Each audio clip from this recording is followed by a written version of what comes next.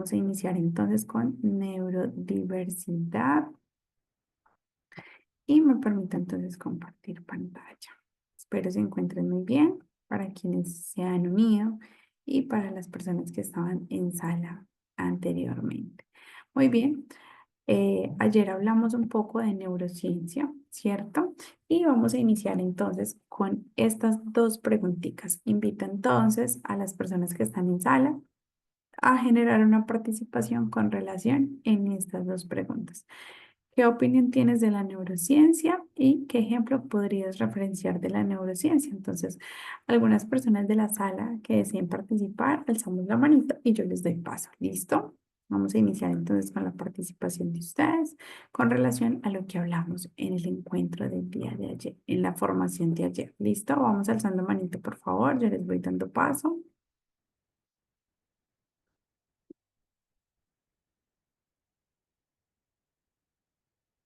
Vámonos con Mabel.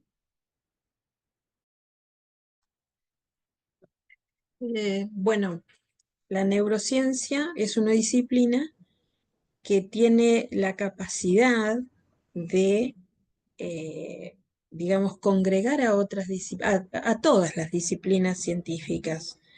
Que bueno, yo lo comenté ayer, bueno, la antropología, la medicina, la fisiología, la antropología, bueno, no sé, o sea, eh, todas las disciplinas científicas las puede utilizar la neurociencia. Esa es la primera pregunta. ¿Y qué ejemplo podría referenciar de neurociencia? Bueno, cuando hablamos del cerebro o del sistema nervioso, eh, a ver, estamos haciendo referencia a la anatomía, estamos haciendo referencia a la medicina, estamos haciendo referencia a los vínculos también. Estamos citando, por ejemplo, en este caso que estamos hablando de neurodiversidad, es decir, estamos teniendo en cuenta las características o atributos que tengan eh, las personas en relación a su cerebro. Entonces, porque, a ver, todos somos neurodiversos, tenemos un cerebro que nos funciona a todos distintos, ¿no es cierto? Entonces, bueno, ahí está, digamos, la intervención de la neurociencia, porque ahí también estaría participando, por ejemplo, la ciencia de la conducta, la psicología, también estaría actuando la medicina. ¿Por qué? Porque, a ver, si hay alguna alteración nerviosa, habría que hacer un estudio a ver eh, el problema que está surgiendo, dónde hay que digamos que verificar a ver de dónde viene, por qué. Bueno, más o menos eso es lo que a mí me parece. Mabel, muchas gracias por tu participación. Bueno, miremos a ver qué otras personas están aquí en sala, nos quisieran compartir. Si lo desean, pueden escribir por el chat. Yusdalia por acá nos dice que ojalá la participación sea breve. Bueno, es importante también tener presente que de la participación de las personas que están aquí es que entretejemos todo lo que tiene que ver con nuestro conocimiento. ¿Listo? Y el conocimiento de todos nos aporta para de esta manera nosotros fortalecer nuestra formación. ¿Hay alguien más que tenga alguna pregunta?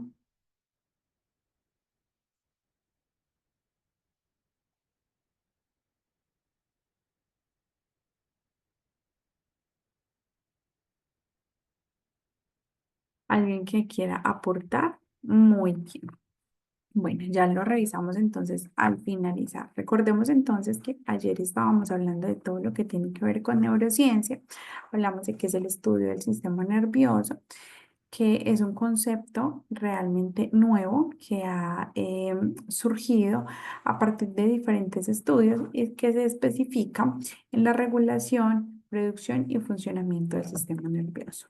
Vimos también todo lo que tiene que ver con el funcionamiento del sistema nervioso, de cómo desde todo lo concerniente con la neurociencia permite que se canalice la información y se produzcan cada una de las acciones derivadas de aquellas funciones específicas que yo puedo darle a mi cuerpo, a mi organismo y cómo se dan las mismas a partir de cualquier actividad básica que yo pueda realizar. Recordemos también que vimos toda la estructura de la neurona, ¿cierto? Y cómo entre las neuronas se compartía la información de una a otras y se generaba una sinapsis de acuerdo a los estímulos y la importancia que tienen la información que nosotros estamos proyectando, ¿sí? O de la información que se provee en diferentes ambientes o escenarios. Marilyn, dinos.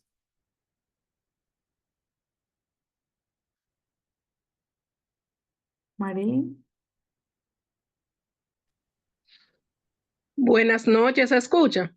sí, señorita, cuéntanos. Bueno, soy Marilyn Vázquez desde República Dominicana, psicóloga clínica. Para mí la neurociencia, pues es lo que tiene que ver, la responsable de lo que es nuestro sistema nervioso y además también estudia lo que son nuestras estructuras cerebrales. Gracias a ella podemos hoy en día saber de lo que son los cerebros neurodivergentes, que está tan de moda ahora mismo, como son los autistas y el TDAH. Es todo de mi parte.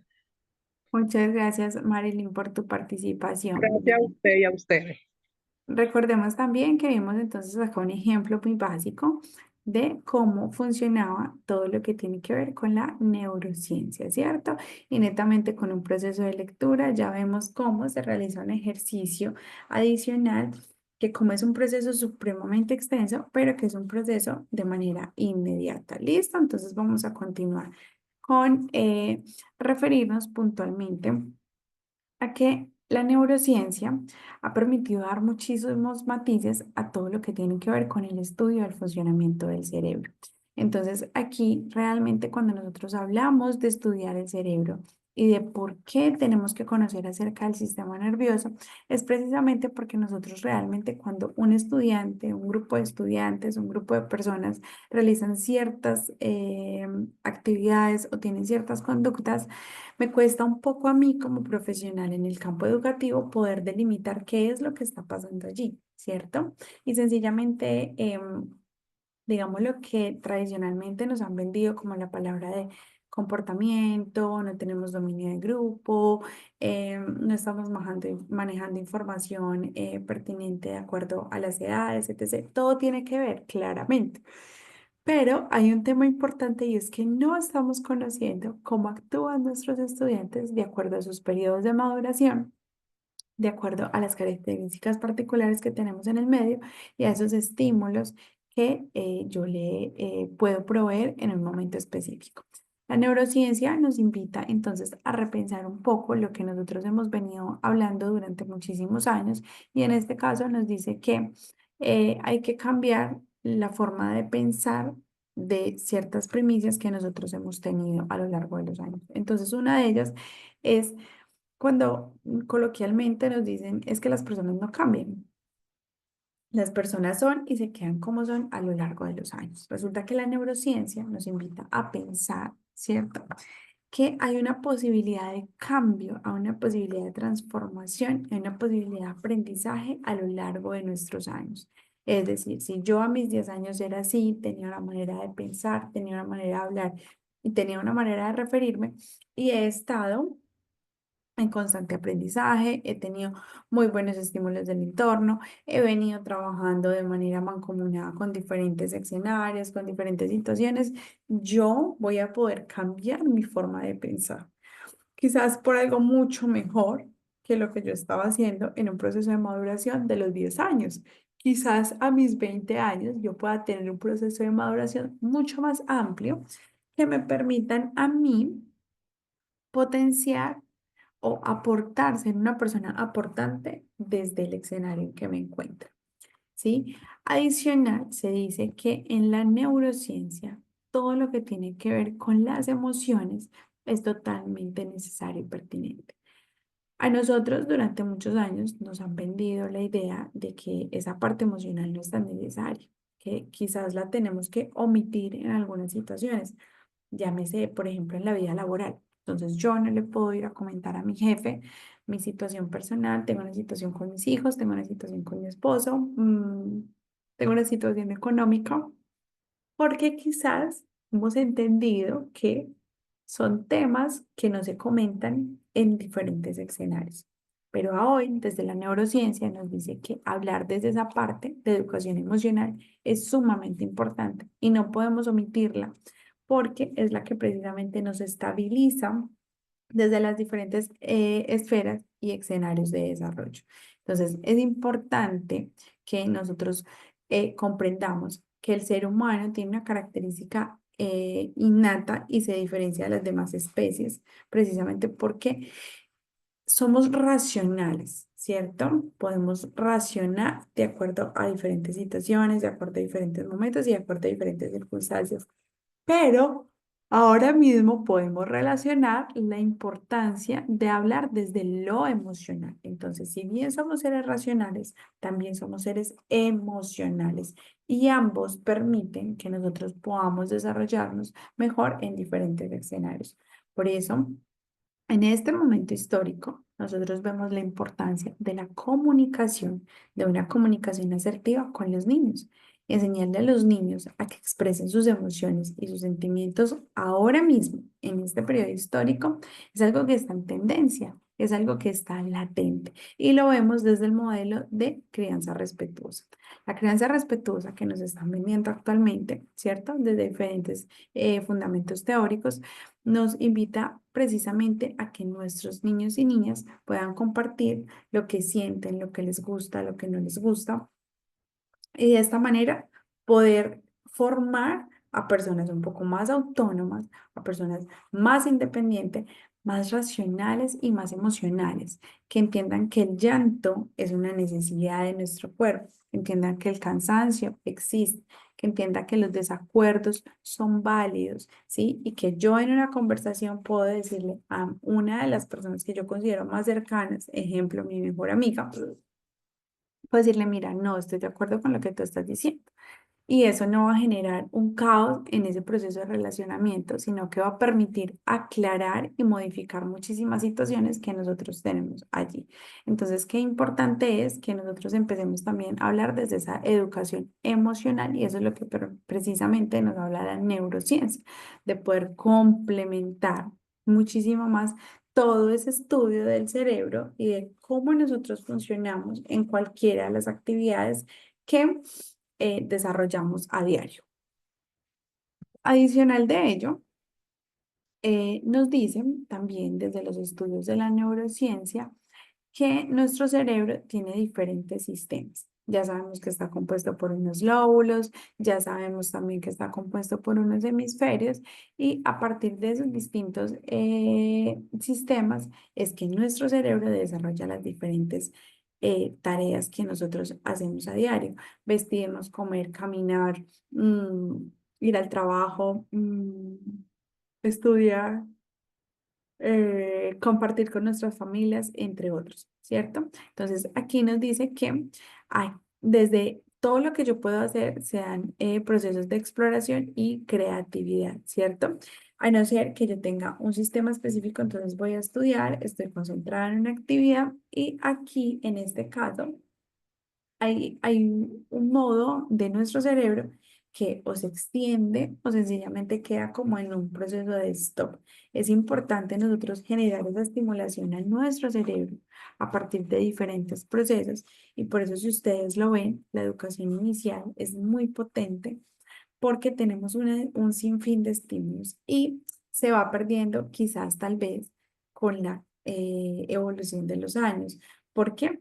Porque los niños, los jóvenes pierden esa capacidad de asombro, digamos que por sus periodos de crecimiento, van eligiendo actividades un poco más planas y más pausadas, de poco activismo, cuando es en muchas edades en donde necesitamos que los niños y las niñas, los jóvenes también, sean activos de su propio aprendizaje. Yo he sido docente de universidad a lo largo de 9, 10 años. Por lo general siempre he trabajado también en la noche y cuando mis estudiantes llegan a clase y yo les propongo una actividad, una dinámica, hagámoslos en grupo, vamos a charlar sobre este documento, vamos a hacer una dinámica de integración. Créanme que la participación es masiva, pero si yo les llevo esas mismas actividades a un aula de unos estudiantes, quizás tal vez de unos 13, 14, 15 años, la participación no es la misma. ¿Por qué? Por los periodos de desarrollo. Pero estamos desconociendo que necesitamos. Necesitamos hacer todo tipo de actividades que me generen un activismo para que se activen esos canales de exploración y creatividad y que nuestro cerebro no deje de trabajar. Porque cuando yo no le doy un estímulo, ¿sí? Cuando yo no le muestro a mi cerebro algo que me interese, que me guste, que me apasiona, mi cerebro entra en un momento de descanso, ¿sí? Y no les ha pasado a ustedes que quizás están en una reunión y empiezan a pedir ideas y empezamos a participar, a participar, a participar y llega un momento en el que yo sencillamente no tengo una participación porque realmente no estoy comprendiendo lo que se está diciendo, perdí el foco de la información, perdí el interés hacia la reunión, ya me desvié del camino que se estaba desarrollando y por ende no tengo una participación que dar en ese momento específico. Por acá voy a revisar un poquito el chat.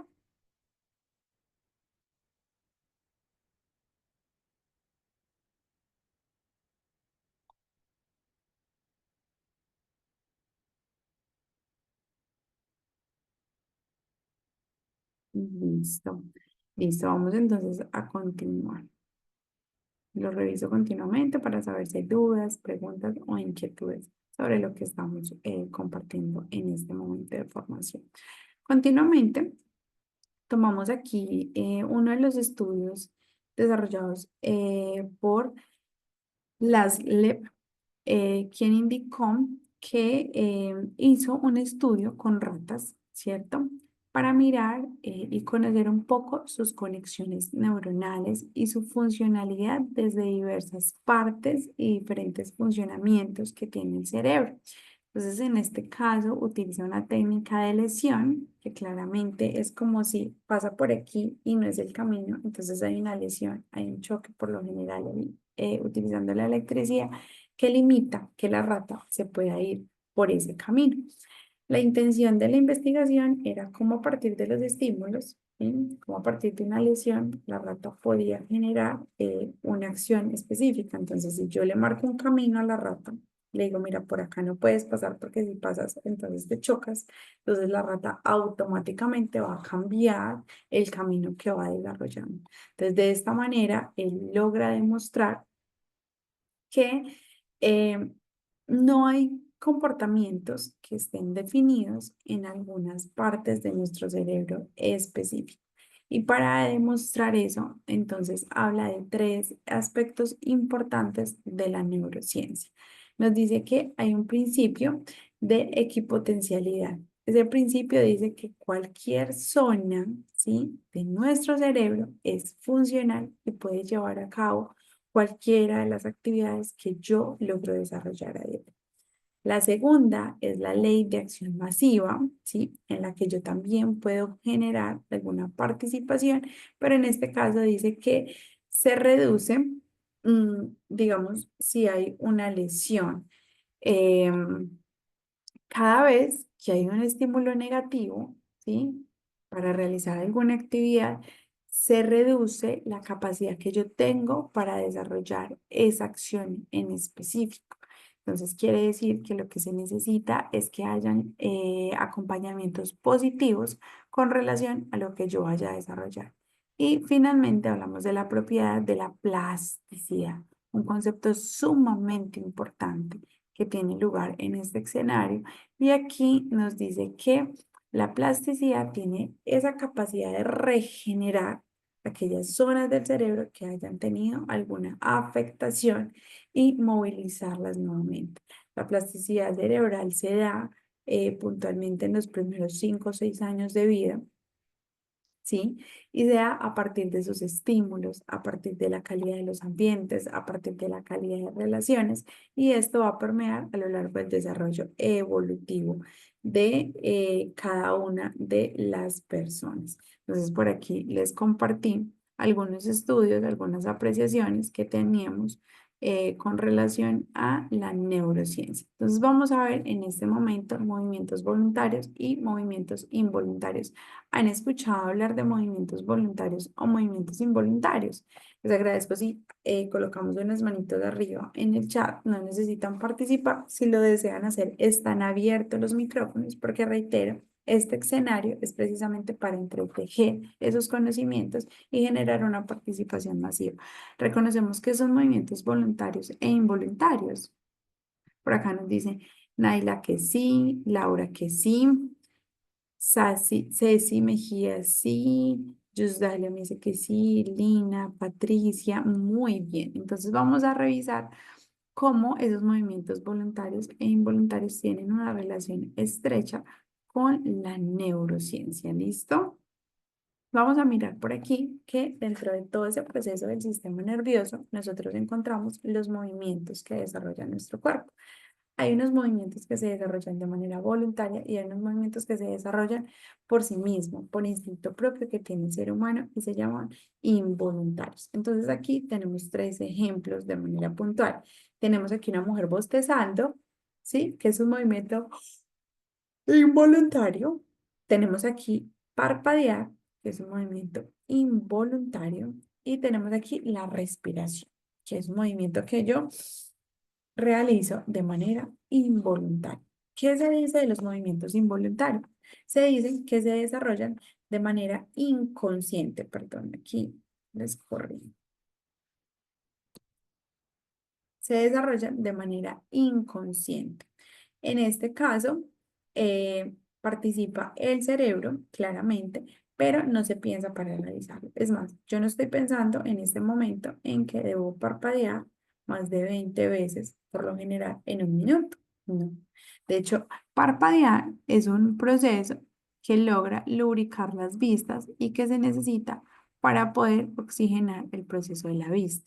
Pero yo en este momento no estoy pensando aquí porque lo estoy explicando, entonces estoy siendo consciente del movimiento, pero por lo general yo no digo tengo que parpadear 20 veces aquí para poder lubricar mis ojos. No lo hago. Mi cuerpo, ¿sí? Lo está haciendo por sí mismo. Y esto se da a partir del sistema nervioso. El sistema nervioso sabe que debe realizar algunas acciones, ¿sí?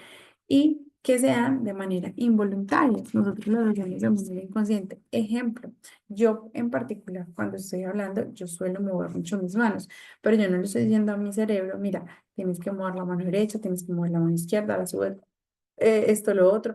La relaciones de esta manera para que las personas puedan ver que tanto mi cuerpo como mi voz están involucrando un proceso de formación. No lo hago. Al igual que respirar. Entonces yo respiro todo el tiempo. Yo en ningún momento digo voy a respirar porque si no, no puedo estar, ¿cierto? Son movimientos que realiza nuestro cuerpo, como por ejemplo caminar, ¿sí? Yo digo, inclusive hay algunas que se convierten en acciones involuntarias, por ejemplo, las personas que manejamos. Entonces debo ir al trabajo y yo creo que nos perdemos tanto como en, no sé, cosas que me quedaron pendientes en casa, cosas que tengo pendientes en el trabajo, cosas que tengo por solucionar, que realmente se nos olvida un poco que voy manejando, ¿cierto? Que debo estar pendiente de los cambios del vehículo, que debo estar pendiente de los retrovisores, se vuelve totalmente involuntario o se vuelve mecánico. ¿Listo? Es decir, no pensamos para realizarlo. Yo no pienso para respirar. Yo no pienso para parpadear. Yo parpadeo porque es un movimiento involuntario de mi cuerpo que se necesita para poder continuar. Asimismo, tenemos los movimientos voluntarios. Entonces, vemos aquí, por ejemplo, una mujer corriendo. Para yo poder realizar un ejercicio, yo tengo que decir, listo, tengo que hacer este ejercicio, voy a salir a correr, voy a correr por media hora, 40 minutos, lo voy a hacer en esta zona, ¿cierto? Y mi meta es tal. ahora mismo yo puedo controlar, digamos que esas acciones a partir de un reloj, a partir de mi propio teléfono. Estoy controlando cuántos kilómetros, cuántos pasos estoy dando en un momento específico. Adicional, dice que aquí sí hay una participación del cerebro, hay un proceso consciente en donde el cerebro dice voy a realizar estas y estas actividades, me estoy organizando, me estoy programando y el cerebro las va a realizar. Como por ejemplo, yo tengo sed, voy a ir a coger un vaso. No es un movimiento involuntario, es un movimiento totalmente involuntario. Entonces yo lo tengo acá a un lado, yo tengo sed o en este momento deseo, ¿cierto? Tomar de mi recipiente, de mi vaso, termino, lo ubico nuevamente. Es un movimiento voluntario porque yo le estoy pidiendo a mi cerebro que lo haga y que lo ejecute en un momento y en un tiempo determinado. Adicional, vemos cómo los movimientos involuntarios se vuelven parte esencial de nuestro quehacer porque nosotros estamos dándole y otorgándole muchísima responsabilidad a cada una de nuestras acciones. Las estamos organizando y las estamos programando y nuestro cerebro se programa para desarrollar cada una de esas acciones. Es muy importante, por ejemplo, que yo logre planificar qué debo hacer y qué no debo hacer. ¿Cierto? En mi día a día, en mi estructura de aprendizaje, en mi estructura continua del diario. Adicional, decimos que la neurociencia mejora significativamente la conducta y el aprendizaje. Recordemos que es un concepto totalmente nuevo de que nosotros estamos expuestos desde esos procesos de formación específicamente y que al ser un concepto nuevo mejora significativamente cada uno de los procesos que se vienen desarrollando porque se está especificando directamente en el sistema nervioso y cómo este provee situaciones, cómo las organiza, cómo las decodifica, cómo las estructura y cómo las procesa, ¿cierto? Aquí en la neurociencia interviene el proceso que ya les había mencionado hace un momento de plasticidad del sistema nervioso, sumamente importante que nosotros podamos hablar de plasticidad como una necesidad del ser humano, como un proceso que requerimos desarrollar y finalmente hablamos de todo lo que tiene que ver con la biología del cerebro, cómo está compuesto, cómo está estructurado, cómo se desarrolla, qué se necesita para un buen funcionamiento cerebral. Y eso nosotros lo revisamos desde esa parte de nutrición, desde esa parte de alimentación, desde esa parte de descanso, desde esa parte de organización. Tenemos tantos aspectos en los cuales involucramos esa biología del cerebro.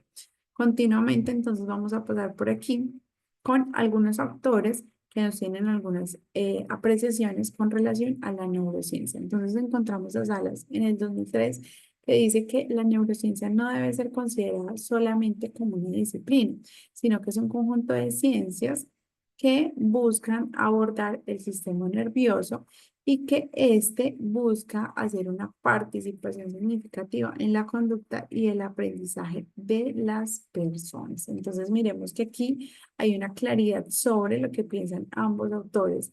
Entonces, no solamente es una disciplina, sino que también busca tener claridad sobre cómo funciona el cerebro, ¿cierto? ¿Cuál es su funcionamiento desde ese sistema nervioso central que nosotros tenemos y cuáles son aquellas actividades que se relacionan con la conducta y el aprendizaje?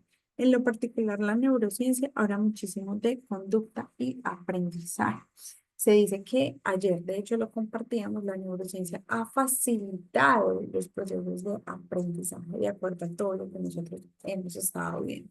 Y Kandel en 2001 dice, el cometido de la neurociencia es comprender los procesos mentales, merced a los cuales percibimos, actuamos, aprendemos y recordamos. Entonces es comprender cada una de esas acciones mentales que yo desarrollo, ¿sí? Y con lo cuales podemos actuar y podemos aprender desde nuestro funcionamiento mismo. Y finalmente, Campos en el 2010 nos dice que lo más importante para los docentes, los profesionales en el campo de educación, es comprender cómo se dan las neurociencias, ¿cierto? Porque esta es una parte que nos permite ampliar información sobre cómo se desarrolla el cerebro, cómo se estructura, cómo trabaja, cómo aborda y cómo aprende, procesa, registra, conserva y evoca toda la información que nosotros estamos adquiriendo continuamente para que de allí entonces se puedan mejorar las experiencias de aprendizaje que se gestan en un aula de clases. Esta apreciación en particular es muy importante para aquellas personas que se vinculan a los escenarios de aula. ¿Listo? Vamos a hacer una pausa por aquí y vamos a compartir por el chat, ¿sí? ¿Qué movimientos voluntarios realizan ustedes con más frecuencia? ¿Listo? Entonces vamos a escribir en el chat o alzamos la manito y yo les permito habilitar el micrófono. ¿Listo? Vamos a escucharnos. Este es un momento en donde vamos a generar participación. ¿Qué movimientos voluntarios realizo yo? Vamos a alzar manito o vamos a escribir en el chat. Por acá nos empezaron a escribir. Vamos las demás personas.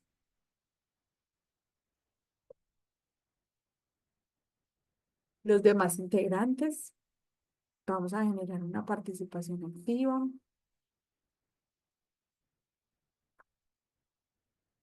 Listo, por acá nos empiezan a decir, Evelyn nos dice que un movimiento voluntario es comer. Es un movimiento voluntario, sí, muy bien, porque yo le estoy diciendo a mi cerebro, mira, tengo hambre, porque aparte de todo ya hay una alerta, ¿cierto? Ya yo tengo una alerta de que tengo hambre, partiendo pues como el ejemplo de tener hambre. Entonces tengo hambre y empiezo a alimentarme. Pero no le digo, mira, primero ponemos el tenedor, la cuchara, pasamos la cuchara, le agregamos a la cuchara esto, no, se hace de manera inmediata. Marilyn. Buenas noches. Bueno, movimientos voluntarios, las necesidades fisiológicas, ¿sí? Ir a orinar, esos son movimientos voluntarios, porque tú puedes tener ganas, pero si el espacio o el momento no se te amerita, no haces. En el momento en que puedes o consigues el baño adecuado, vas y realizas esa necesidad fisiológica, ¿correcto? Sí, muy bien, Marilyn. Esos son los movimientos voluntarios. ¿Tienes algún ejemplo de movimiento involuntario, Marilyn?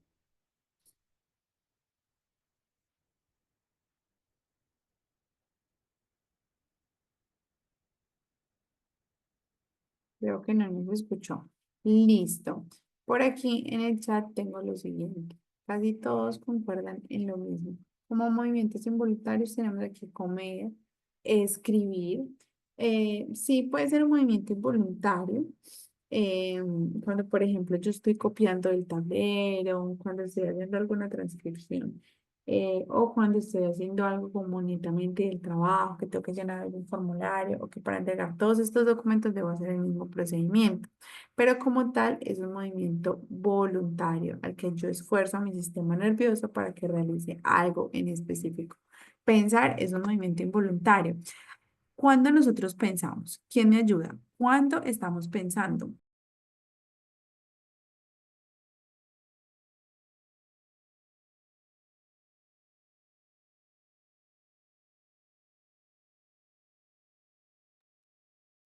¿Cómo pensamos? ¿En qué momento pensamos? ¿Quién está por aquí? ¿Quién alza la manita y quién nos puede compartir?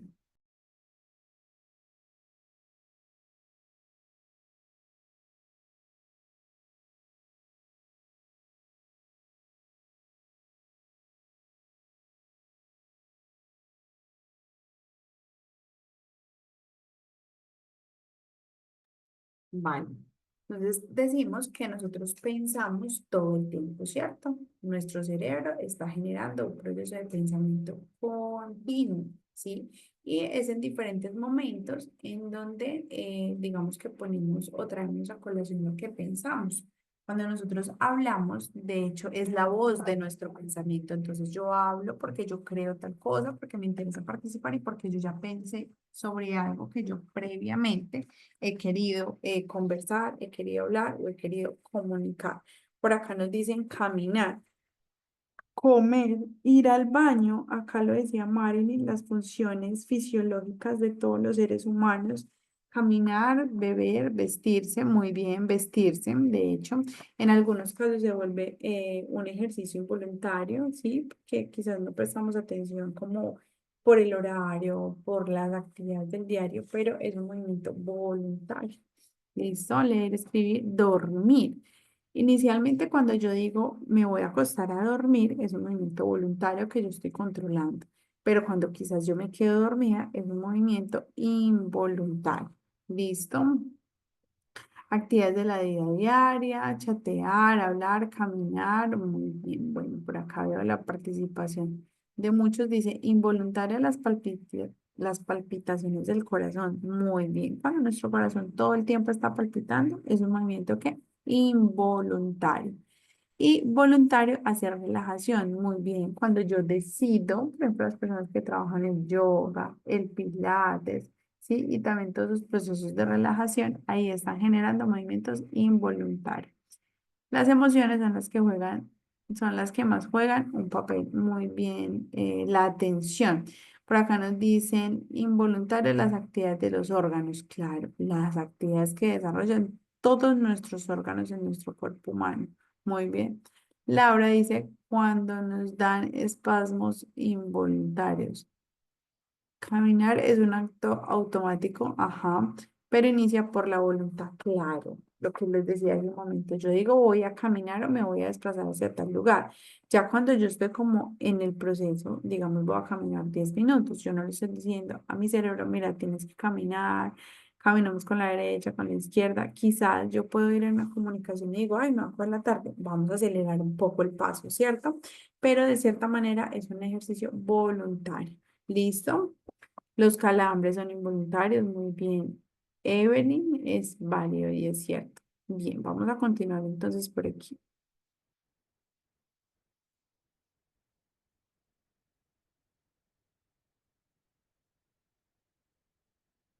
Listo.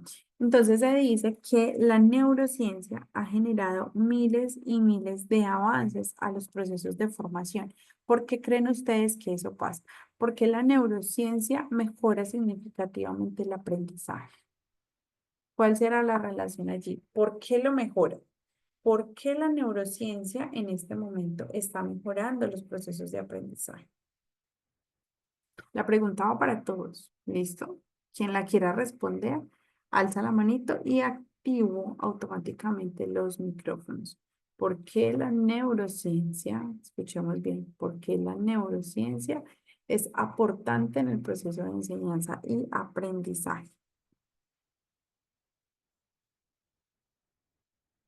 ¿Quién alza la manito? ¿Quién participa por acá, por favor?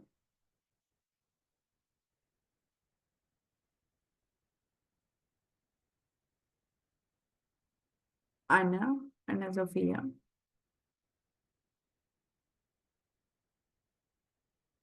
Sí, buenas noches. La neurociencia, es importante el conocimiento de la neurociencia en su impacto para el aprendizaje, porque por muchas décadas se ha trabajado en aula sin tener en consideración todas estas características que usted ha estado explicando durante el comienzo de la clase o desde el comienzo de la clase. Uno debe de saber eh, cómo funciona la plasticidad, hasta qué edad estoy trabajando con un niño que tiene un cerebro con mucha plasticidad cerebral. Voy a poder detectar y determinar cuáles son los tipos de actividades que tengo que desarrollar dependiendo el nivel de desarrollo o el grado de desarrollo, la edad de desarrollo cognitivo que tienen cada uno de mis estudiantes. Y entender que en la diversidad todos van construyendo o co-construyendo de la mano de la docente el conocimiento. Muy válidos tus aportes. Ana Sofía, si no estoy mal, que ya se me borró por aquí el nombre, es muy relevante porque hace muchos años la educación era homogénea, ¿cierto? No tenía distinción alguna, no revisábamos si habían dificultades, si habían procesos neurodiversos en aula, sencillamente se daba de manera homogénea y si aprendimos bien y si no, igual continuamos con los procesos. Entonces, la neurociencia nos permite revisar muy bien qué es lo que pasa en aula, porque hay ciertas características de aprendizaje y cambiar notoriamente los procesos que yo desarrollo. Por aquí hay una manito alzada. Bueno, Marilyn creo que era. Marilyn Vázquez, tienes la palabra.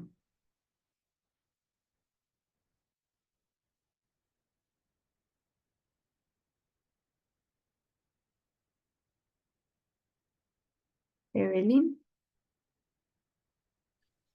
Hola, buenas noches a todos. Dentro de mi formación estudié guía Montessori, ¿verdad? Y a pesar que es una metodología que fue desarrollada hace muchísimos años, más de 100 años, yo veo cómo esto tiene una relación directa con la neurociencia hoy, y respecto de que dentro de Montessori hablamos que el niño tiene su periodo sensitivo. Cada niño es único y percibe y aprende de forma distinta. Y a pesar que no existía ese término aún, veo la correlación que tiene hoy, ¿verdad? Porque la neurociencia nos enseña que cada cerebro es único, las conexiones, la sinapsis se da de formas distintas de acuerdo a la percepción de cada niño, cómo aprende, y es muy bonito que hoy en día tenga en cuenta eso, ¿verdad? Que cada niño aprende de una forma distinta un mismo tema. Gracias, Evelyn. Claro, no solamente es bonito hablar de neurodiversidad, ¿cierto? Y entender que ningún cerebro es igual y de que los procesamientos de información, a pesar de que todos ustedes estén aquí en esta clase, todos no asimilamos la información de la misma manera. Como para algunos les gusta escuchar, ¿cierto? Una clase más retórica, hay otras personas que les gusta participar y ser un poco más activos en su formación. Eso depende. ¿Por qué? Porque nuestros cerebros no son estáticos, nuestros cerebros son totalmente diferentes, cambiantes y no son iguales los unos a los otros. Claramente la neurociencia ha aportado muchísimo en ese proceso del aprendizaje y por eso hoy vemos un equipo interdisciplinar trabajando. Por lo general vemos a la coordinadora, a la fonoaudióloga, al trabajador social, al psicólogo, ¿cierto? Acompañando todos estos procesos para poder garantizar que se generen otro tipo de discusiones en el aula y que éstas propendan por ser significativas en términos formativos para los estudiantes. Robert,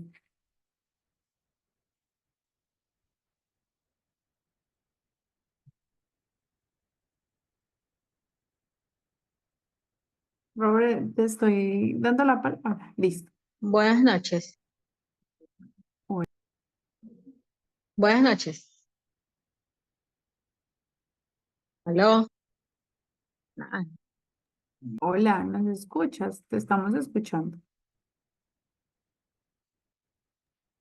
¿Aló? Sí, buenas noches. Sí, te escuchamos. Ya. Para mi punto de vista, la neurociencia nos permite saber el terreno, en este caso la mente de los niños, en el que podemos desarrollar podemos trabajar en cuanto al aprendizaje. Eso es lo que nos permitiría la neurociencia y así activar todos los mecanismos para una mejor optimización del aprendizaje.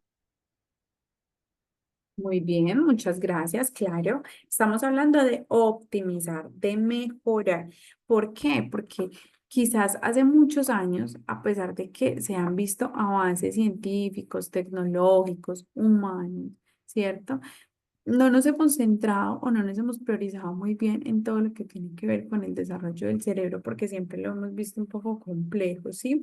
Y quizás en algunos momentos también para los docentes de aula era un poco aislada cierta información, porque siempre hemos dicho como que cada uno desde su ramo puede actuar, pero hoy vemos que el docente tiene tanta relevancia como el trabajador social, como el psicólogo, pero es el docente el que está allí en el diario con los niños, con las niñas, en su formación, y es el que más debe tener posibilidades formativas para poder comprender todo lo que sucede en una aula de clase, en una aula de clase neurodiversa, porque recordemos que la neurodiversidad comienza por cada uno de nosotros, que no tenemos la misma capacidad que las otras personas, ni de comprender, ni de expresarnos, ni de analizar, ni de procesar la información. Entonces vamos a hablar, a raíz de todo esto, vamos a hablar de uno de los elementos más importantes de la neurociencia, que se titula la plasticidad cerebral. Hemos escuchado hablar acerca de la plasticidad cerebral. Aquí la tenemos. Es uno de los aspectos más importantes de la neurociencia. Vuelvo y repito, hemos escuchado hablar de plasticidad cerebral. ¿Qué hemos escuchado hablar de plasticidad cerebral? Vamos a conocer un poco cuáles son esos conocimientos previos que tenemos al respecto. Claudia.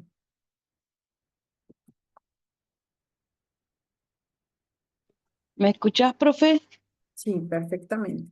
Eh, Primero quería decir que una parte de la sala me la perdí porque hubo un apagón y entonces no pude entrar porque no teníamos internet ni luz, pero pude sumarme lo que después pude, pero no estuve en la sala.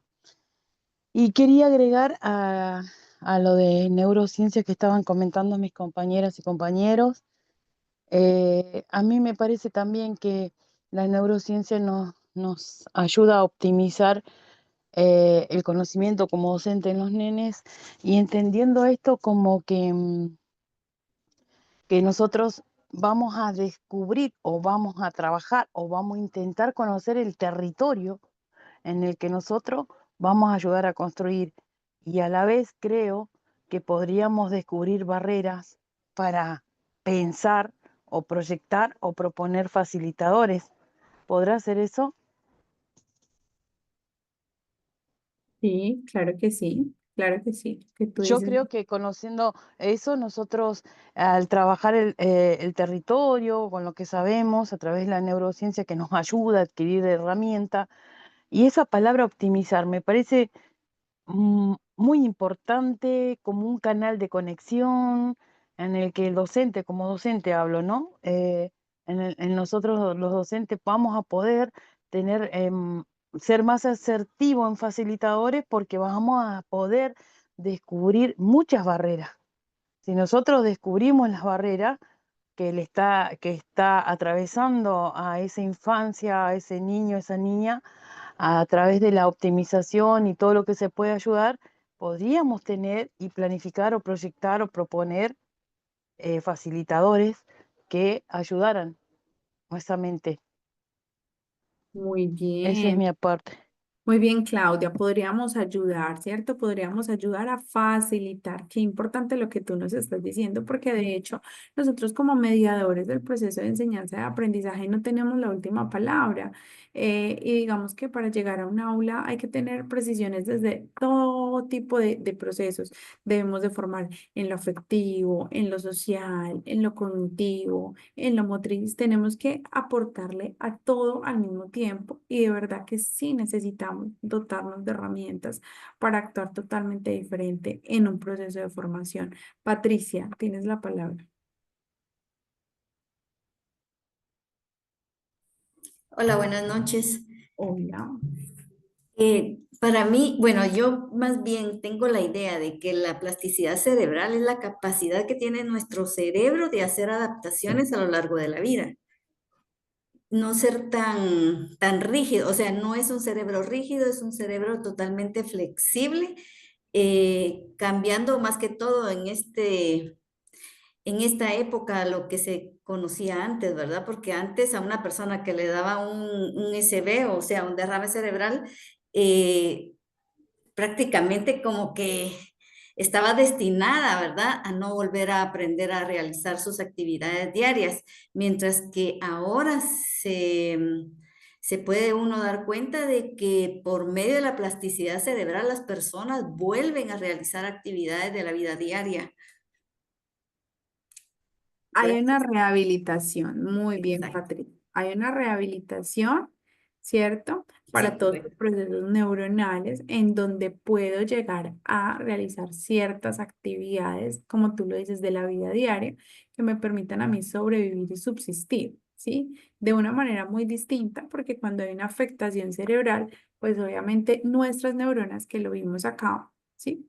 Que lo vimos acá, cuando hay una afectación cerebral, vamos perdiendo todo este proceso, ¿sí? De la neurona, su estructura y sus conexiones, ¿sí? Y cuando tenemos pocas cantidades de las neuronas, vamos perdiendo muchísimo las posibilidades de realizar actividades que inclusive nos sirven solamente para la supervivencia. ¿Qué se hace? Se hace todo un proceso de rehabilitación con un grupo interdisciplinar y se van mejorando algunos procesos de manera paulatina y dependiendo de la lesión cerebral que se tenga, el nivel, ¿cierto? El porcentaje de afectación que se vea, ¿sí? Para poder actuar. Miguel, Buenas noches, mis saludos a todos. Una consulta, ¿sí? Hasta Sí. entendido el tema de la plasticidad cerebral, no era, digamos, a la forma en la que el cerebro o el ser humano, digamos, tenía, digamos, la forma de poder aprender, adquirir aprendizajes de maneras diferentes. Eso es lo que yo tenía entendido por lo que era el tema de la plasticidad cerebral, o estoy errado. Miguel, no está cerrado, tiene relación con lo que estás diciendo. Ya vamos a ver en qué periodos particularmente se habla de plasticidad cerebral y cuáles son como los condicionales del mismo. ¿Listo? Estamos en este momento revisando qué sabemos nosotros, es decir, qué saben todos ustedes acerca de plasticidad cerebral, como esos conocimientos básicos o iniciales antes de inducir un turno. Marvel, perdón, Mabel. Acá, bueno, yo escuchando a la compañera anterior sobre el aprendizaje, ¿no? Que creo que por ahí puede estar un poco relacionado con la neuroplasticidad también, ¿no? O con la plasticidad. Es lo que vimos en psicomotricidad que lo diste vos en la última diapositiva, que fue la metacognición, ¿no? Es decir, distintos modos de llegar al conocimiento eh, por medios, digamos, más, cómo puedo decir? Más aptos para cada uno, una cosa así, ¿no? Me parece que eso es bastante interesante en el sentido de que no solamente es bueno para el neurodiverso, sino para el neurodivergente también, ¿no? Y entonces ahí nos estamos incluidos todos sin hacer diferencias. Son distintas maneras de aprender, eh, digamos, digamos, que- con las capacidades propias de cada uno, ¿no? Y de ahí que hablaba la compañera anterior de, bueno, de quién guía eh, en en el aprendizaje, que estaría bueno eh, que tuviera no sé, esa capacidad de permitir eh, esta libertad de aprendizaje en los niños, ¿no? Más que nada en esta época donde hay, eh, bueno, tanta información, ¿no? Tanta información para calificar, para clasificar, para incorporar y también para desechar, ¿no? Era eso nomás que se me vino a la mente justo cuando estaba hablando la compañera anterior, me acordé de tu diapositiva. Perfecto, eso está muy bien que puedan enlazar como la información de un curso a otro. Jorge, Gusto saludarles a todos, compañeros. Yo igualmente. estaba pensando en la neuroplasticidad cerebral como la capacidad del cerebro que tiene de adaptarse, de cambiar. Después de esta conferencia ya nuestro cerebro ya no es la misma, porque ya tenemos nuevas conexiones neuronales, nuestro cerebro, nuestras redes neuronales se han ampliado.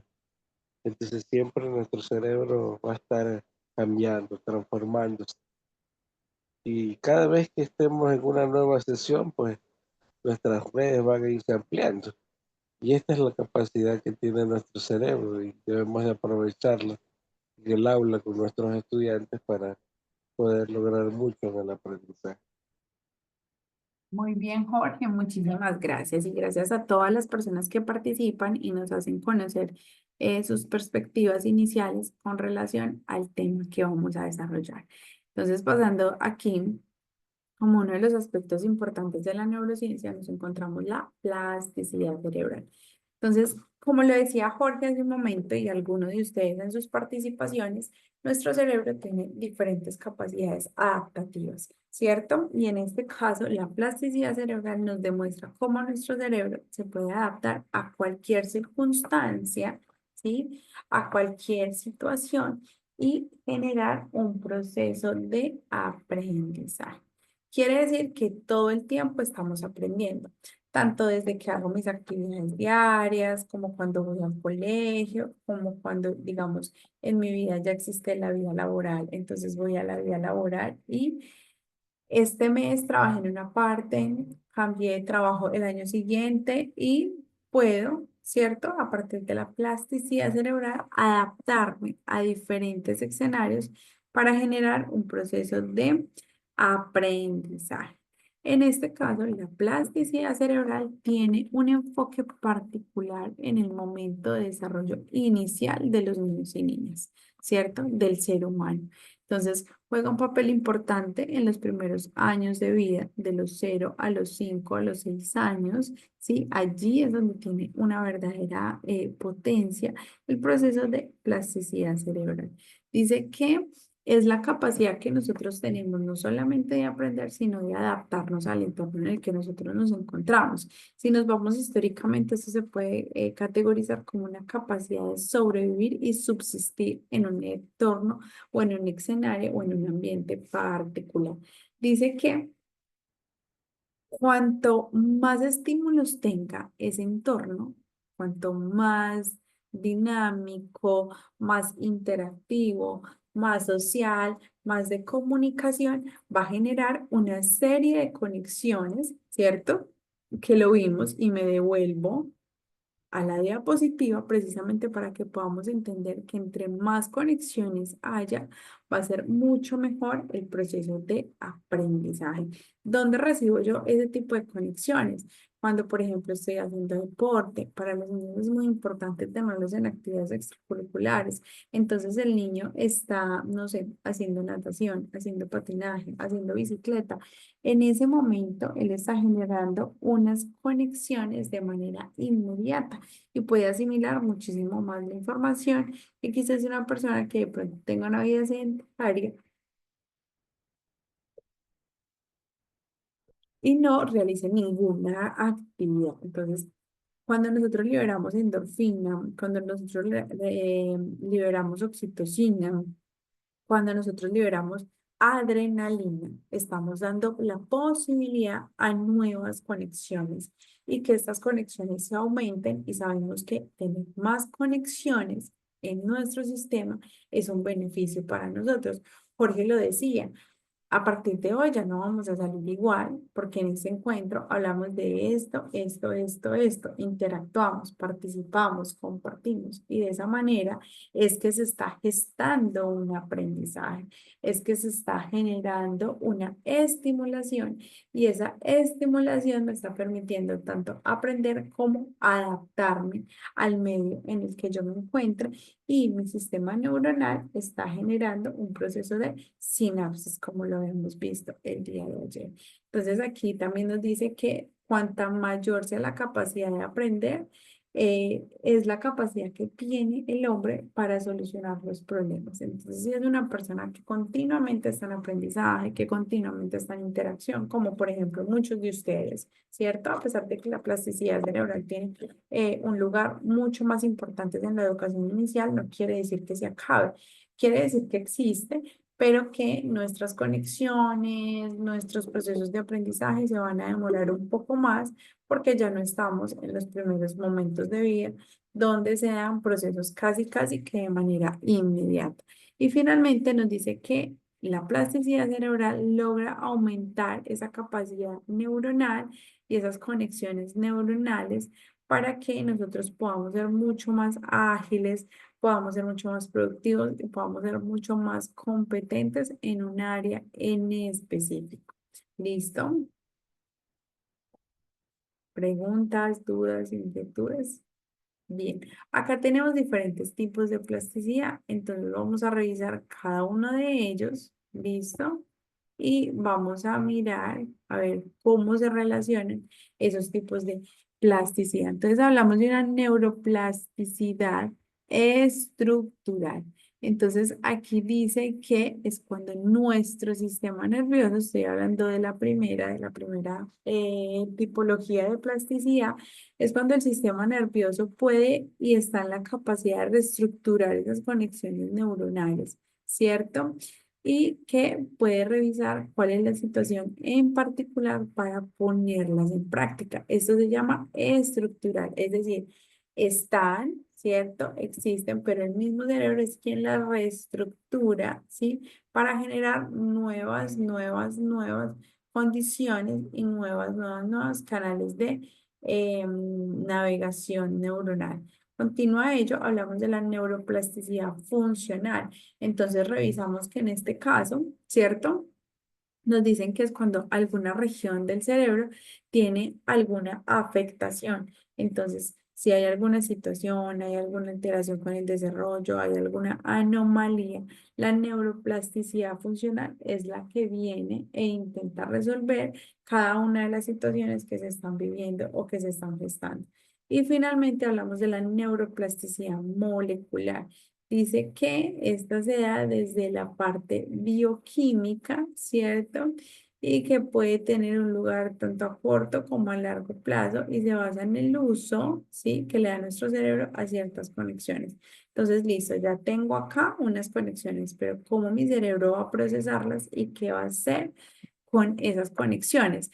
Aquí es importante saber que cuanto más conexiones nosotros tengamos, nos vamos a lograr desenvolver muchísimo mejor en cualquiera de las actividades que realicemos a diario.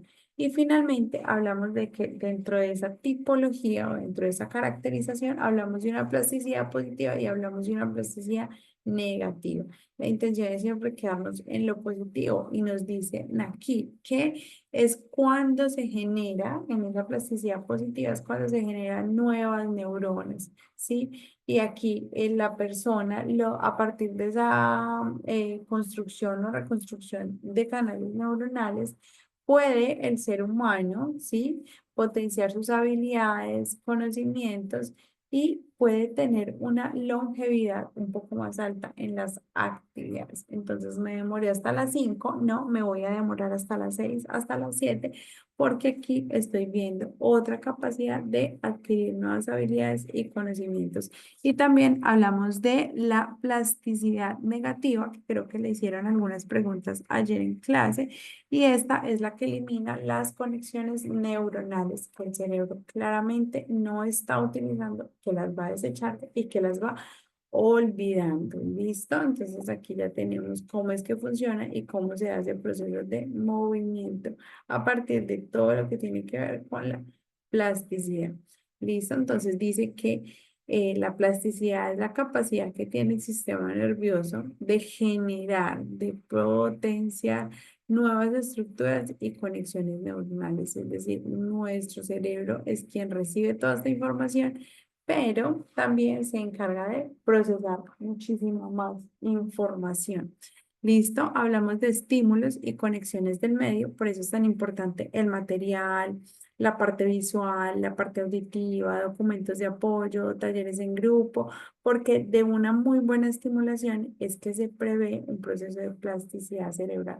Si yo voy a enseñar, no sé, yo qué sé, los números a los niños de grado 4 infantil, yo tengo que llevar muchísimas actividades visuales, de textura, de conteo, ¿cierto? Para poder que generen unos estímulos y unas conexiones del medio.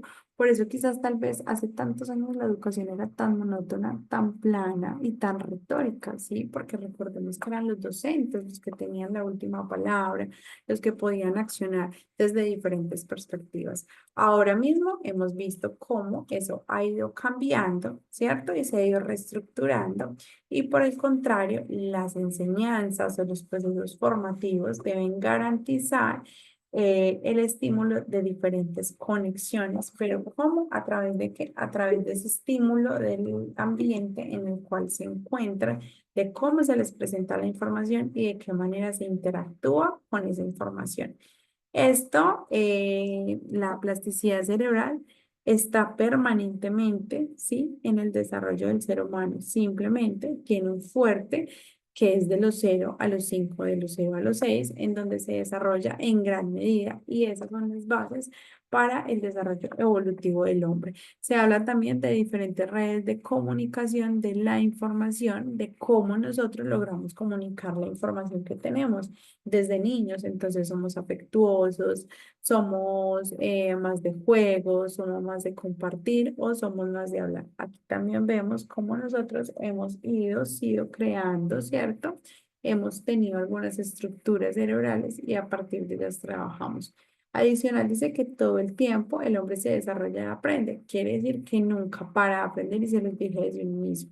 Quiere decir que el hombre, si bien, sí, si tiene 50, 40, 45, 47 años, como si tiene 60, puede seguir aprendiendo. ¿De qué depende ese aprendizaje? Ya lo vimos, ¿cierto? De esa calidad, no es cantidad, es la calidad de los estímulos y conexiones que tengan en el medio para generar un aprendizaje. Entonces, lo que a mí me interesa, lo que se presenta atractivo, lo que se presenta dinámico, muy importante, lo que me permite a mí interactuar con el otro va a incrementar esos estímulos y esas conexiones neuronales. Y entre más, eh,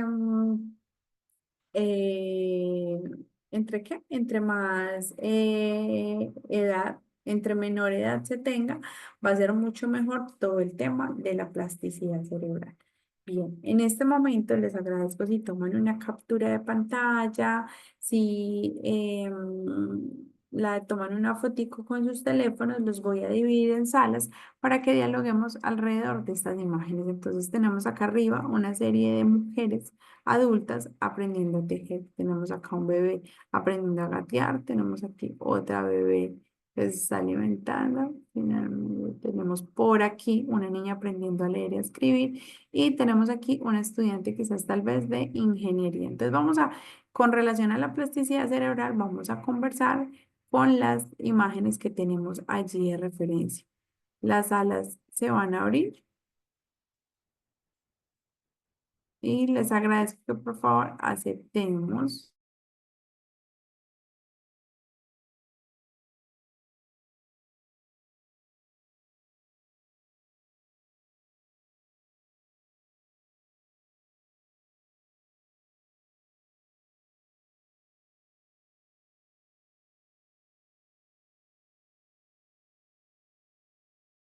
Listo, vamos a abrir por aquí las alas.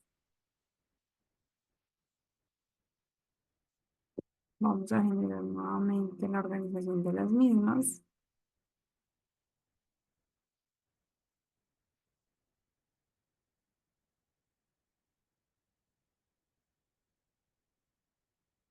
Entonces, esta, y vamos a volver a abrir.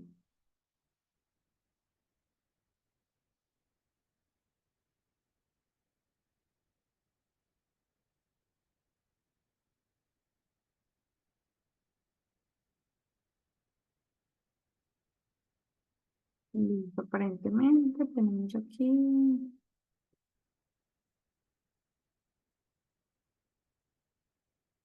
Regálenme un segunditos, por favor, que no me quiere dar.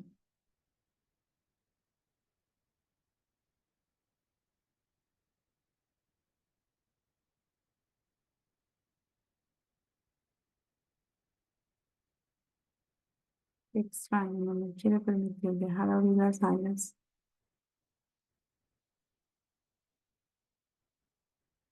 ¿A alguien le permite el acceso a las salas? Porque yo veo acá personas que están en las salas.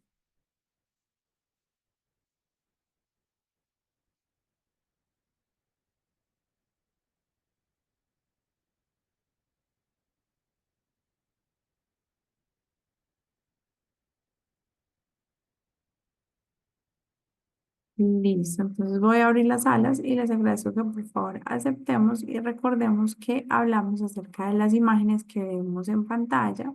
Las voy a volver a compartir versus o con relación más bien a la plataforma.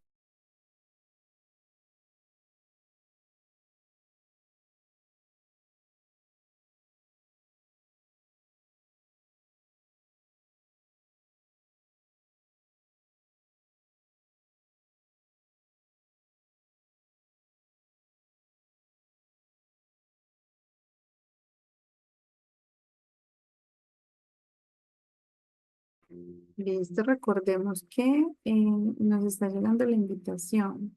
Confirman por favor si les ha llegado.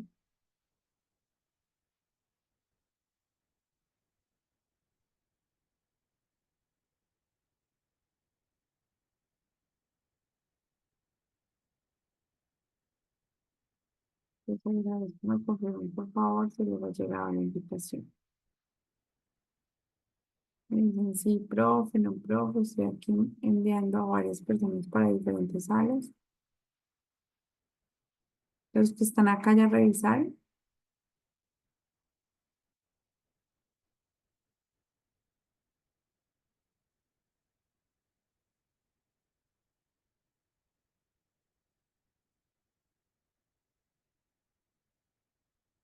¿Listo?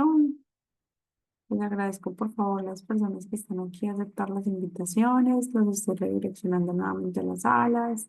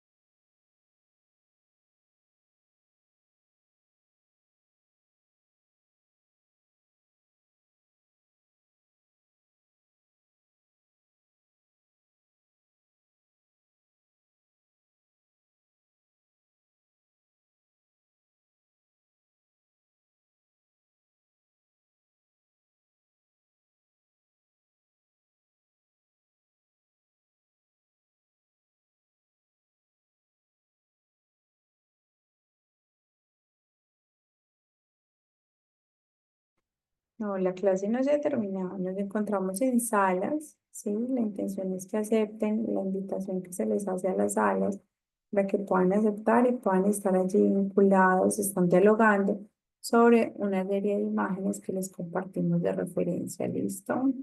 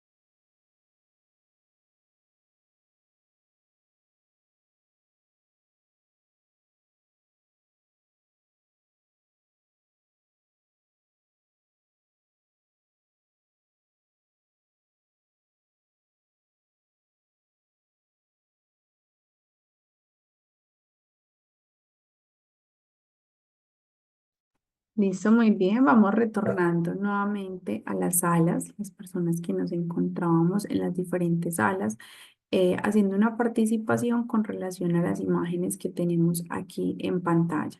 Entonces vamos a ver quién quiere o quién desea participar. Cuando nosotros hablamos de plasticidad cerebral, ¿a qué nos referimos? Entonces recordemos que hace un momento hablamos de estímulos, de la capacidad que tiene nuestro cerebro de reconstruirse, ¿cierto? De reorganizarse. Entonces, ¿a qué nos invitan o qué significará más bien cada una de estas imágenes? ¿Quién desea participar de las personas que están en grupo? Vamos a revisar la imagen que nosotros queramos. En este caso tenemos acá unas personas adultas aprendiendo a tejer o realizando una actividad de tejido. Tenemos una bebé gateadora. Tenemos un bebé lactante, una niña aprendiendo a escribir o a leer tal vez. Y tenemos por aquí una persona estudiando ingeniería. Dentro de lo que conversaron, dentro de lo que hablaron en las salas que entre a varias estaban por allí generando discusiones al respecto, ¿qué vemos por ahí?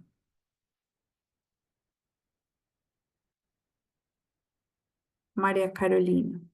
Bueno, teniendo en cuenta lo que hemos hablado al respecto de la capacidad que tiene el cerebro de adaptarse, de regenerar, de ser, pues tiene una capacidad para aprender, pues las imágenes lo que nos muestran es eso, la evolución cognitiva del ser humano, independientemente, desde el mismo momento en el que estamos en los brazos de nuestras madres comenzamos a desarrollar esa capacidad, esa, esa oportunidad de, tal como lo manifestaba, de neuroplasticidad.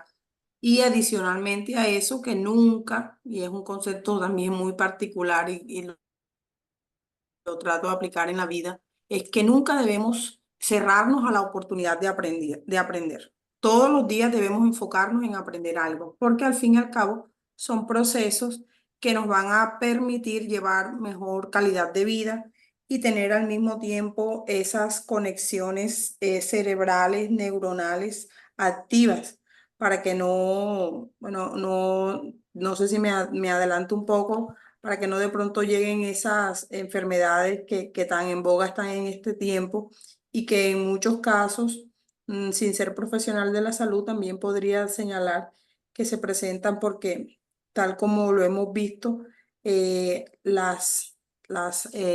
que no se usa, lo que no se está en funcionamiento, tiende a desaparecer. Entonces, es el concepto que tengo en referencia a las imágenes que se están mostrando. Muy bien, muchísimas gracias. Yusdalia.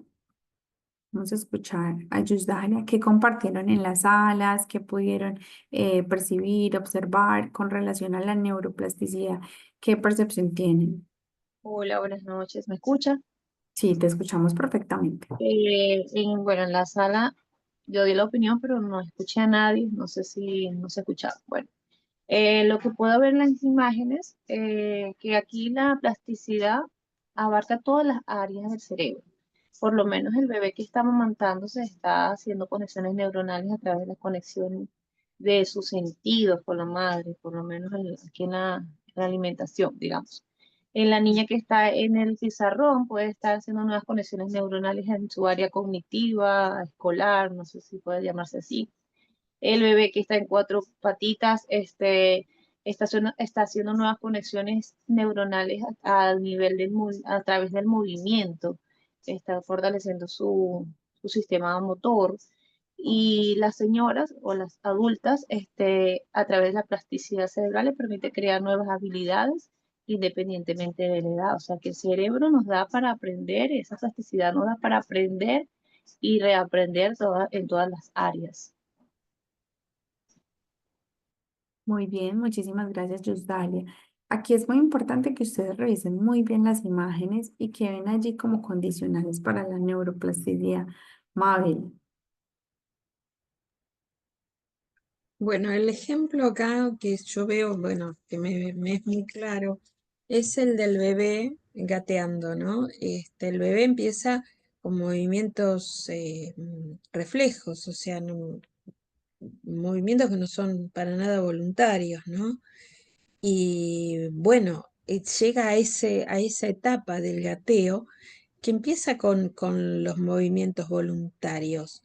Entonces es ahí donde hay una conversión de movimientos, nuevas conexiones, y es probable que, creo que lo hablamos en una de tus clases, que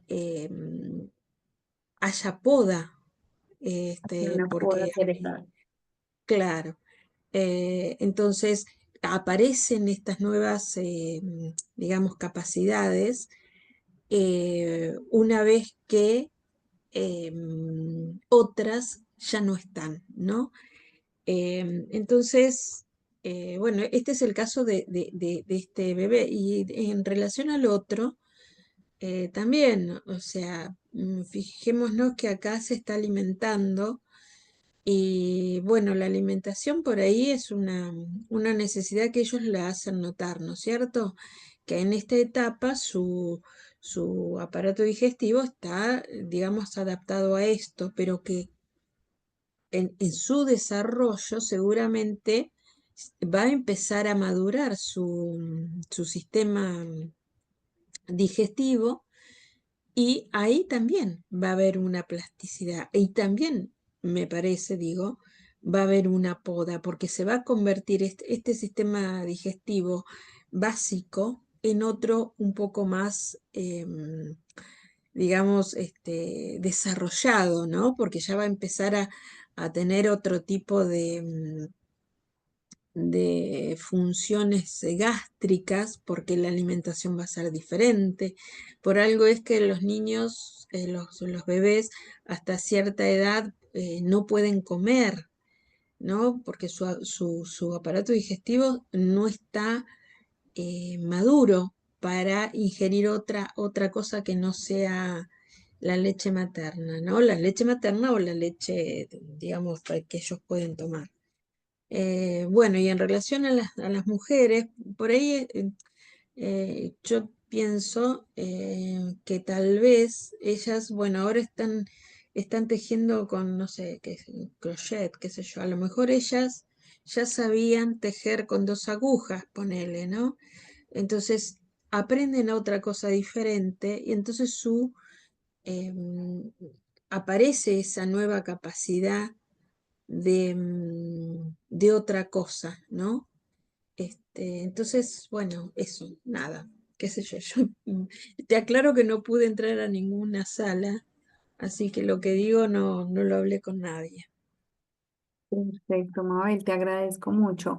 Claro que sí, miren lo que nos está referenciando esta imagen que consolida diferentes imágenes, tiene que ver con los estímulos que nosotros tenemos en nuestros entornos y con la calidad de esos estímulos para generar una neuroplasticidad cerebral. Entonces tenemos aquí la capacidad de regenerarse nuestro sistema neuronal y poder generar una adquisición de aprendizaje en cualquier momento de nuestro desarrollo. En este caso, por eso les compartí esta imagen de adultas, ¿sí? Haciendo una práctica de tejido, ¿sí? Que de hecho, si lo vemos bien, está estimulando los 2 hemisferios de nuestro cerebro, ¿sí? Está haciendo un ejercicio de muchísima atención. Es un ejercicio que involucra las dos extremidades superiores y que es un ejercicio de muchísima precisión.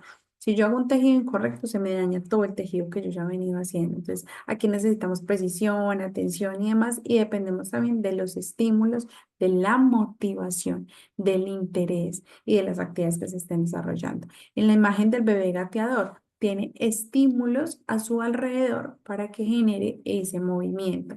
Es una de las etapas más importantes o momentos de desarrollo del niño, el gateo, ¿cierto?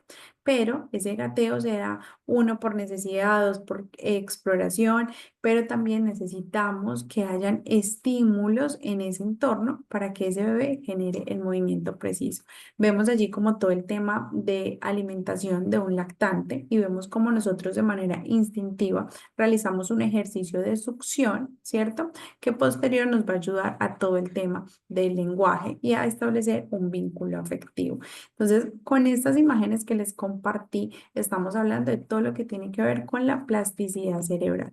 Continuo a ello, tenemos por aquí algunas herramientas que nos permiten o que nosotros podemos trabajar para potenciar un poco más la plasticidad cerebral, quizás tal vez en niños, ¿cierto? Jóvenes, adolescentes y adultos. Entonces aquí les traigo como algunas recomendaciones que nos van a servir muchísimo para trabajar todo lo que tiene que ver con gimnasia cerebral y poder generar nuevas conexiones y nuevas posibilidades de aprendizaje en diferentes momentos del desarrollo de los seres humanos. Vemos aquí, por ejemplo, una imagen, puede ser mucho más grande con diferentes colores, en donde tenemos la palabra que representa el color, pero no está coloreada del color que representa la palabra. También lo puedo hacer al contrario, ¿cierto? Y hacer una lectura o del color, porque yo puedo leer acá verde, azul, naranja o rojo, o puedo leer azul, rojo, verde, amarillo, pero debo tener pues una cantidad más significativa para que mi cerebro en cualquier momento pueda hacer una pausa activa o pueda hacer muchos ejercicios de gimnasia cerebral. En la imagen siguiente, por ejemplo, vemos vemos una actividad en donde con dos lapiceritos, ¿cierto? O con dos palitos, puedo generar unos mismos movimientos, ¿sí? Y estoy estimulando los dos hemisferios del cerebro. Actividad como esta encuentra el dado que más se repite, entonces tengo que trabajar muchísimo los procesos atencionales para poder encontrar la figura que más se repite. Finalmente, tenemos aquí algunas actividades de gimnasia cerebral que a veces nos cuesta un poquito, ¿cierto? Y que podemos generar como esa activación de los canales neuronales. Entonces, por aquí les dejamos como esta recomendación que tiene que ver con todo lo que estamos hablando de la neuroplasticidad. Finalmente, para ya dar por terminado el encuentro de la formación del día de hoy, vamos a trabajar con la escala de metacognición de manera interna cada uno para no generar una participación porque no demoramos en recibir a Daniel desde la parte administrativa. Vamos a evaluarnos, ¿cierto? Vamos a evaluar lo que estamos hablando y lo que estamos haciendo el día de hoy en nuestro proceso formativo. Y vamos a preguntarnos qué hemos aprendido, en qué otras ocasiones podemos utilizar lo que hemos aprendido. Y yo creo que en muchísimas ocasiones, y no solamente desde lo laboral, me atrevería yo a hacer esta apreciación, no solo desde lo laboral, podemos mirar cómo lo hemos aprendido, eh, qué pasos hemos hecho para aprender, ¿sí? Lo que estamos abordando en este momento y cómo se llama el pensamiento que nosotros hemos realizado el día de hoy. Em, Les agradezco muchísimo a las personas que están por aquí alzando su manito y que han escrito en el chat. Voy a leer algunos comentarios. Dice Rodríguez dice, me parece que es necesaria la interacción con las cosas y lo que nos rodea para el desarrollo neurológico o plasticidad básicamente. Keila nos dice, las imágenes muestran que la neuroplasticidad es la capacidad del cerebro para aprender muy bien, cambiar, adaptarse a nuevas experiencias a lo largo de la vida para mejorar nuestra salud y calidad de vida. Muchas gracias. Ivana dice los aprendizajes que van adquiriendo con distintos estímulos y de acuerdo a las necesidades. Kelly nos dice, al lactar la madre al bebé le proporciona nutrientes esenciales que son de suma importancia para su desarrollo cerebral y relación de nuevas conexiones neuronales. Es válido. Naila nos dice, en cuanto a las señoras tejiendo, están desarrollando su motricidad fina, aumenta la creatividad, reduce el estrés. La niña aprendiendo está fortaleciendo sus conocimientos, razonamiento lógico sobre nuevos temas. El bebé lactando tiene una gran conexión con la madre, respondiendo a sus emociones y fortalece su sistema inmune. Em, Miguel nos dice una pregunta, ¿qué diferencia hay entre psicomotricidad y neurociencia? La psicomotricidad tiene que ver con la parte de psico, mente y motricidad, cuerpo, es decir, esa conexión que hay entre mente y cuerpo para poder movilizarnos y realizar cualquier tipo de actividad que sea desde lo motriz. Y neurociencia tiene que ver con todo el con todo el estudio del sistema nervioso. ¿Listo? Entonces ahí tenemos como una cosa quizás conlleva a la otra, complementan y se ajustan, pero son dos campos de estudio totalmente diferentes. Daniel, ¿estás por ahí?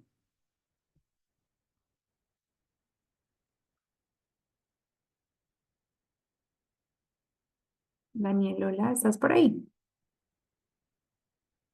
Claudia,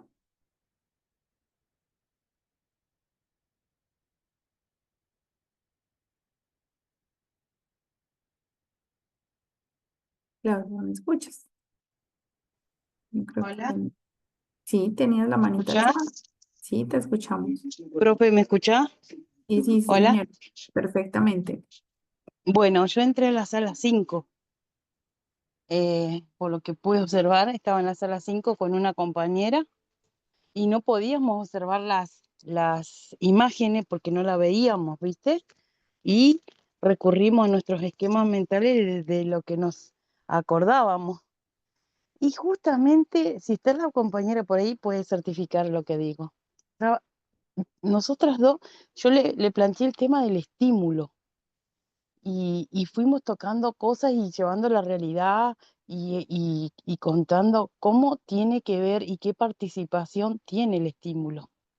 Porque nosotros, los pequeños, los grandes, respondemos a patrones que copiamos. Pero a mí me surgió una pregunta. ¿Cómo yo soy una de las familias que a esta altura estoy estudiando y tengo muchas carreras y aparte de todo esto, estoy en derecho, cuando mi mamá no estudió, porque ella era mujer, hija de terrateniente y no podía estudiar solo los varones.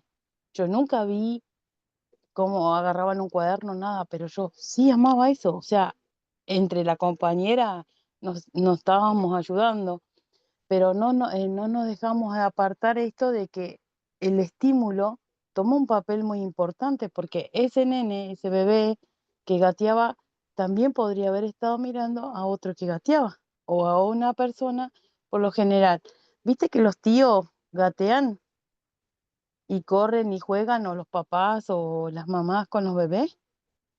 Los bebés repiten patrones, entonces el estímulo es un papel importante. No sé si ahí estaríamos equivocados, pero recurrimos a nuestros esquemas mentales y a nuestra fotografía, ¿viste? Porque hago conexión de todo lo que estamos aprendiendo, de nuestra fotografía almacenada que teníamos, como en la clase pasada nos dijiste que nosotros tomábamos una fotografía emocional o algo de que nos enseñaban y íbamos a recurrir a nuestra galería. Entonces las dos hicimos esa de tomar la fotografía que habíamos visto al partir para la sala y no las teníamos. O sea que pusimos en jaque nuestra herramienta. No sé si Muy estaba bien. bien o mal, pero bueno, Sí. participamos las dos. Sí, de hecho tiene mucho que ver, ¿sí? Si no hay una buena estimulación, si no hay una motivación, pues no se genera de cierta manera un proceso de aprendizaje. Y al no generarse un proceso de aprendizaje o una nueva adaptación a un medio, a un ejercicio particular, pues entonces no se da el proceso de neuroplasticidad, ¿cierto? Tenemos que ayudar también. Por eso los procesos educativos siempre se generan a partir de un sinfín de estímulos, a partir de un sinfín de estrategias que nos permite accionar mucho más fácil y que la motivación, la necesidad, porque también trabajamos desde las necesidades y desde los intereses, y lo vemos por ahí, por ejemplo, un bebé gateando tiene una necesidad de explorar y de conocer su mundo, ¿cierto? Entonces, ¿qué pasa? Le estamos proporcionando los elementos necesarios para que ese bebé genere el gateo y pueda continuar con las actividades que viene desarrollando. ¿Sí? Entonces, está muy bien que lo hayan hecho desde la parte de los estímulos. De acuerdo con ustedes. Muy bien, chicas. Daniel, ¿te encuentras por ahí?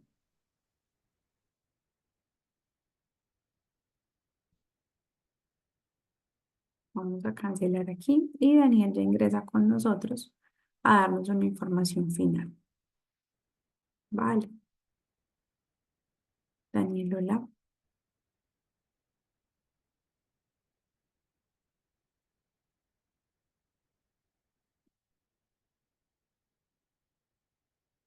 Bien. Es con mucho gusto, por aquí están diciendo gracias por esta clase, estuvo muy interesante, nos permitió ejercitar y accionar la plasticidad de nuestro cerebro. Muchas gracias por la clase de hoy, muchas gracias, mil gracias, profe, súper buenísima. Es con mucho gusto, la intención es que cambiemos un poco los esquemas de cómo nosotros venimos formándonos. Estamos hablando precisamente de neurociencia, de neuroplasticidad, y tenemos que cambiar la retórica, lo que nosotros estamos acostumbrados a hacer por nuevas dinámicas de formación. Esas nuevas dinámicas de formación nos va a permitir accionar un poco mejor, comprender un poco más la información de lo que estamos hablando, de lo que estamos comprendiendo, y de cierta manera la participación, la interacción son esenciales para un proceso de formación. De acuerdo a los estudios que se están generando en los últimos tiempos, se ha visto la necesidad de un proceso de educación activo y no pasivo. Es decir, yo no hago mucho si solamente hablo y hablo y hablo 2 horas seguidas, en donde ustedes no van a tener la oportunidad de interactuar, de hablar, de cuestionarse, de participar, y de esa manera simplemente son entes pasivos, ¿sí? La participación es clave para el proceso. Compartir aquí casos específicos, hablar de algunas situaciones en particular y escucharse a ustedes mismos es una de las maneras que garantiza un mayor aprendizaje. ¿Listo? Entonces, para que lo tengamos presente. Acebit, ¿cómo aplicarlo en el área del arte o cómo influye? ¿Me estás hablando de la neuroplasticidad? Porque si estás hablando de la neuroplasticidad, tiene todo que ver con el arte, porque el arte, cualquier expresión artística tiene que ver con los estímulos. Entonces, si por ejemplo yo voy a hablar del arte plástico, del arte escénico, del arte musical, ya están ahí los estímulos, y créeme que el arte es una de las maneras más atractivas para que nosotros podamos aprender, ¿cierto? De cierta manera ha sido desvalorizado por muchos años, pero es una de las mejores maneras que nosotros tenemos para poder aprender. Entonces, el arte en sí mismo tiene todo el estímulo, ¿sí? Tiene todas las garantías para que nosotros podamos acceder a un proceso como eso. Em, Dice que cómo podemos relacionar la plasticidad cerebral con las experiencias reorganizadoras. Las experiencias reorganizadoras son las que permiten, ¿cierto?, reestructurar los canales neurológicos y cerebrales. Entonces, las experiencias reorganizadoras tienen total relación con la neuroplasticidad, porque yo estoy reorganizando la información a partir de estímulos y de información nueva. Y lo que hace la neuroplasticidad es precisamente permitir, ¿cierto?, la reestructuración de nueva información y de regenerar todo ese proceso de aprendizaje que se ha llevado. Juega un papel primordial con la creatividad en el arte, es cierto. Gracias por compartir sus conocimientos. Feliz noche. Creo que Daniel nos unió. Daniel, hola, estamos por aquí. Buenas noches, profe. Hola. Bueno, buenas noches. Bueno, ¿me confirman por favor si todos me están escuchando? Es que veo que están todavía divididos en sala, entonces No no, estamos en sala. ya No no estamos, están divididos en sala. no Ah, estamos. bueno. Bueno, compañeros, muchas gracias a todos por acompañarnos hoy en nuestra segunda clase. Muchas gracias, profesora. Si tienen alguna duda administrativa, podemos aprovechar estos minuticos que ya quedan para ir a descansar, para aclararles.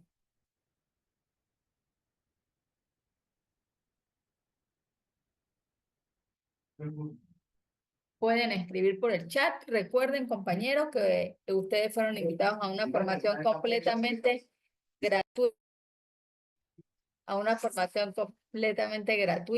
Es opcional que ustedes reciban material de estudio, grabaciones y certificado.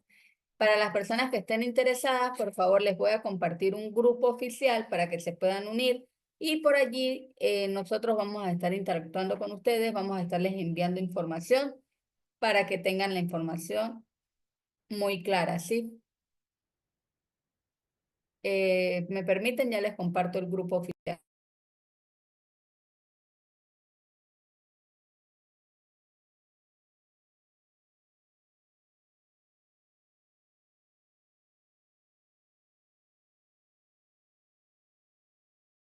Bueno, compañeros, allí está el grupo oficial. Los invito a que se puedan agregar las personas que estén realmente interesadas en poder hacer su aporte y recibir su material de estudio y su certificado al finalizar esta formación.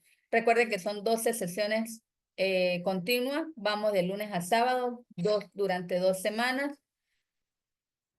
El aporte es solo de $30 por la SIL. Ahora, si ustedes desean tener certificado, bien sea de la Fundación Escuela Tecnológica Jesús Oviedo o de la Universidad Autónoma del Caribe de aquí de Colombia, el valor sí cambia. Serían por la Fundación Escuela Tecnológica Jesús Oviedo $50 o por la universidad $70. Por la SIL solo $30, ¿sí? La diferencia está en la entidad que los va a certificar. Las formas de pago, señora Naila, por allí, por el grupo oficial. Por eso es importante que si están interesados se puedan agregar al grupo oficial. Cualquier duda pueden escribir en este momento. De no ser así, pues bueno, nos despedimos de ustedes, que pasen una feliz noche y esperamos contar con la presencia de ustedes el día de mañana. El plazo para hacer el aporte es hasta el día viernes. Los $70 en pesos colombianos son 299.000 pesos colombianos. Ustedes pueden hacer un abono o un pago completo hasta el día viernes para nosotros poder tenerlo listado de las personas que se van a certificar y de esa manera garantizar que el día que ustedes estén finalizando estén descargando el certificado por la SIL. Los convenios sí demoran de 15 a 20 días hábiles luego de finalizada la formación y luego de que nosotros enviemos los paquetes. ¿Por qué? Porque se envían por paquete. No se van enviando de a poquito, sino nos piden mínimo 200 personas, por eso la demora. Muchas gracias a todos ustedes, feliz descanso. Esperamos contar con ustedes el día de mañana. Entramos con el mismo enlace. Nos conectamos desde las 6 de la tarde con la primera formación y a las 8 la siguiente. Feliz noche para todos.